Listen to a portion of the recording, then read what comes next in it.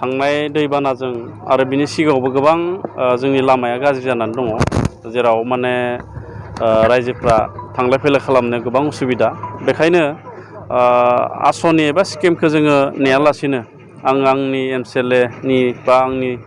दरमाजोंनो 2 दाननि दरमा आङो दिनै खरसा खालामदों बेजोंनो आङो JCB डाम्पार हमनानै बे सेन्ड ग्रेभेलखौ लामा लामा गारनाय जादों आरो बेवहाय रायजो राजाखौबो खावलायफानाय जादों जाहाथे बिथांमोना बे गारनाय सेन्ड ग्रेभेलखौ जाहाथे गावसोर माने रायजोफ्रा ओंखारनानै थोरायनानै लायो नंगौ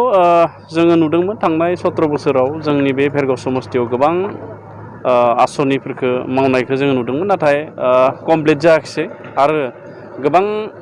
मावथारनांगौ खामानिखौबो बा लामाखौबो मावालाखानो दोनबाय जायनि थाखाय रायजोफ्रा गोबां जेंनायाव गोग्लैदों बा उसुबिदा जादों दा बेखौ जोङो दिनै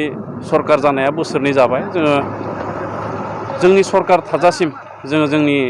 जि लामा खोनाय दालां बानायनाय गासैखौबो जोङो मावनो थाखाय जोङो आसनि लादों आरो ओंखायनो रायजोफोरखौ आं खावलायगोन जोंनो एसे सम नांगोन जों 2-3 बोसोर जोंनो सम जुदि मोनोबा जोङो बेखिनिखौ जोङो आसनिनि गेजेरजों एबा स्किमनि गेजेरजों जोङो बानायनानै होनो हागोन दिनै गंबेसे गारि बाहायनाय जादों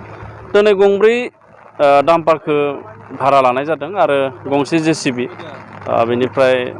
भेरगाव समस्तिनि सिङाव जेसेबांखिनि गाज्रि लामा गामिनि लामा